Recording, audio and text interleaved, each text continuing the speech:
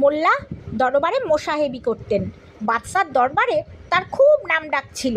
দরবারে সকলেই নাসিরুদ্দিনকে খুব খাতিরও করতেন সমজদার মোসাহেব বলে।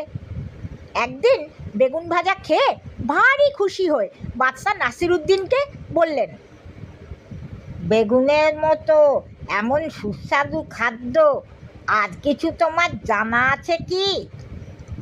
না হুজুর, বেগুনের মতো কোনো জিনিস হয় না।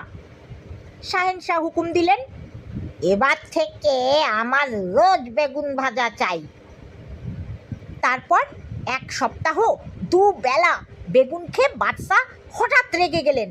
খানসামাকে ডেকে বললেন, আজ থেকে কোনোদিনও আর বেগুন ভাজা খাবো না, এখনই ফেলে দে আমার সামনে থেকে এই সব ভাজা, একেবারে জঞ্জাল।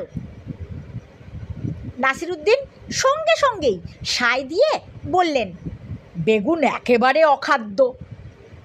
বাদশা একথা শুনে অবাক হয়ে বললেন, সে কি মোল্লা সাহেব, তুমি যে এই সেদিনই বললে বেগুনের মতো আর কোনো জিনিস নেই। নাসিরুদ্দিন বললেন, আমি তো আপনার মোসাহেব জাহাপানা, বেগুনের তো নই। মোল্লা সাহেবের একথা শুনে বাদশা না হেসে আর পারলেন না।